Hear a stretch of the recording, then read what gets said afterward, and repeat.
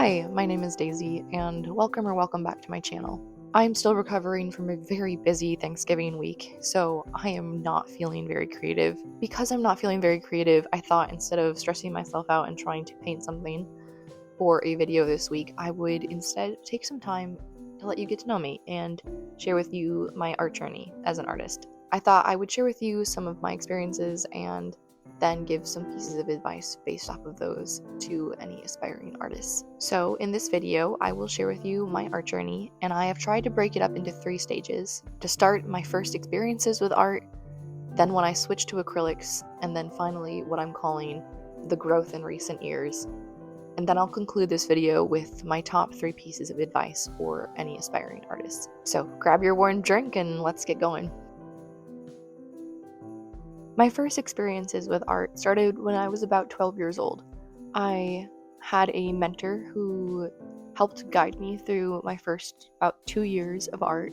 We started with pencil, and the main thing that I remembered is that she didn't want me to ever look at step-by-step pictures in any art books. I was supposed to choose something to draw and then keep working and erasing and drawing until the picture that I was drawing resembled the picture I was looking at, and I wasn't supposed to look at any of the in-between pictures in art books that tried to help you figure out the shapes of anything. What this did for me is it made me see shapes in real life and not depend on somebody's already sketched out step-by-step process on how to look at a certain object. I was forced to see something in real life and then decide for myself what shapes I saw, rather than be dependent on someone already showing me the shapes that were there. Honestly, I don't know that I even noticed that I had picked this up until I started teaching art several years later, and I used the same method. And my art student's mother came to me and told me that she could just tell that her daughter was learning how to see shapes in the world. And that really was impactful for me. It made me realize just how little I depended on other people to make art in what I see every day. It deeply impacted the way I see shapes and color and really any kind of art in my everyday life. After focusing about a year on pencil, my mentor and I switched to oil painting. So when I started with pencil, it was all knowing that the long-term goal was to switch over to painting. I knew I wanted to work with colors. I find a lot of inspiration from color. So quickly, after I had done pencil with my mentor for a while, but not more than a year, we switched over to oil painting. I only completed about 2 paintings with her, but she did teach me the ropes and get me started in the right direction of painting, as well as taught me a lot about the materials and equipment that I would need. So the next 3 years, I tried painting on my own. The main problem I was running into was that oils are very slow to dry. So an oil painting can take very long if you're doing layers. Oils take sometimes up to 6 months to completely dry, and so I would be working on only one painting for long periods of time. I only got about 2 paintings done in a year sometimes. The other problem I was running into was that they're also very expensive, so I didn't want to try and paint large paintings because it would use up a lot of my paints, and I didn't have the money to keep buying more and more every time I did a new painting. My younger self was significantly limited by both expense and general creativity because I didn't have very many times to choose a new painting, and definitely didn't have enough money to have very much creativity in sizing. So I was at a crossroads. I absolutely adored working with color. I found it so inspiring, but I needed more practice and I had limited funding, which leads into my second stage of my art journey. My second stage was when I switched from oils to using acrylics. I originally didn't want to switch to acrylics.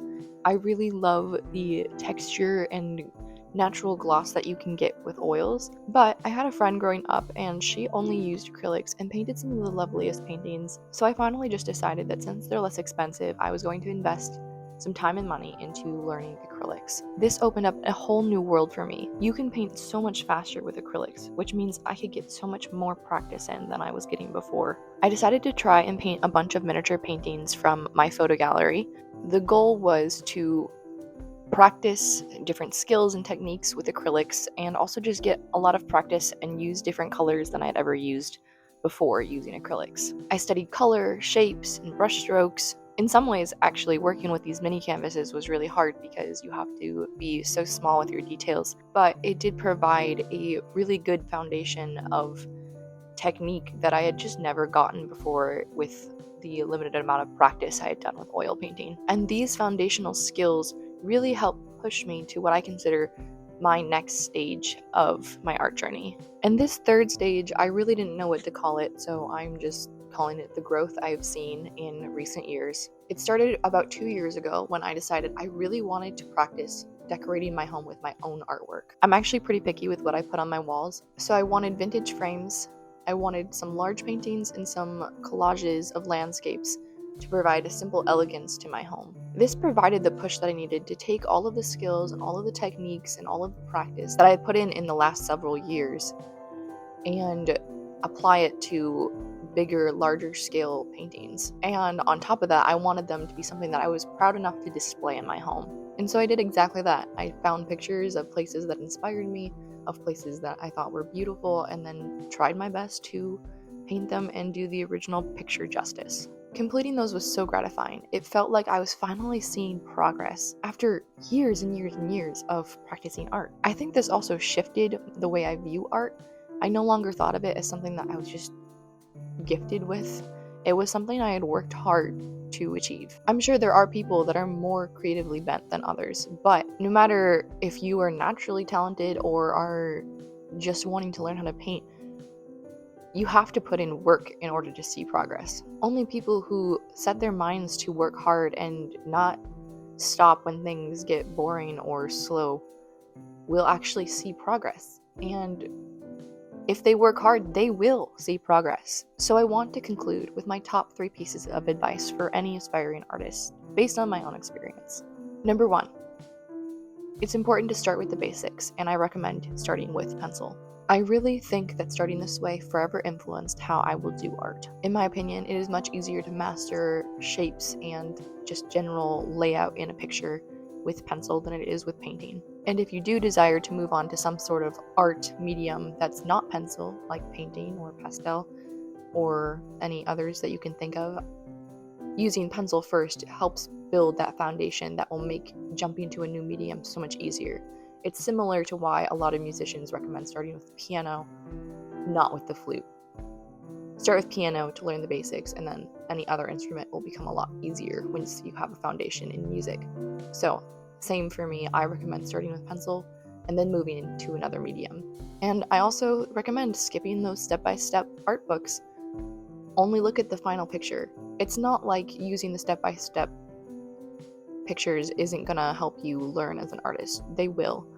But if you do use them, you have to be careful that you're not becoming dependent on them to seeing shapes in pictures. Not using them can help you skip a step and focus on helping you see art in everyday life, not being dependent on someone else's way of seeing art in everyday life. Essentially, you want to teach yourself to see art in everyday life, in everything you see. And the less assistance that you take in the beginning, the quicker you'll be able to do this. Number 2, take time to build your foundation. Don't start by painting a massive canvas. Start small, but do it often. The more you paint, the better you will become. If you spend days on a large painting, you limit yourself to the colors of that palette, the shapes of that photo, and just the general setting of that landscape. However, if you paint smaller pictures, but more often, you will get more opportunities to work with different techniques, different color palettes, different shapes, different locations of various kind of brush strokes, and so much more. If you paint small, but more often, you will build yourself a much better foundation from which you can pull from when you do end up starting on larger pieces of work. Finally, I want you to remember that art takes practice, and practice takes time. I did not paint my favorite painting in the first week that I learned how to paint. I did not paint my favorite painting in the first 3 years of learning how to paint. That's because painting is a craft, and crafts take practice, and practice takes time. If I had given up year 2 of learning how to paint, I would not be here where I am today.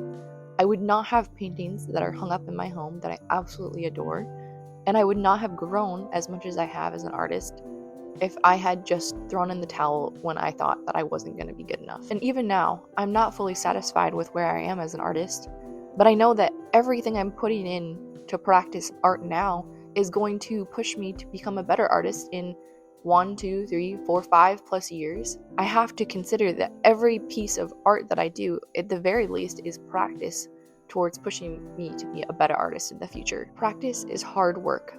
So what I consider to be the best piece of advice for any artist is not to give up when progress feels slow. Don't think that just because you don't see any immediate growth, you don't have what it takes to become an artist. Instead, keep going. Push forward. Don't stop painting and drawing. Art takes practice, and practice takes time. Eventually, you will see progress. Thank you so much for watching this video. Please like and subscribe to support me as a small artist, and comment below on where you are in your art journey. I hope you found encouragement in this video and that it has inspired you to keep going in whatever craft that you are wanting to grow in. Thank you all so much. I will see you in the next one.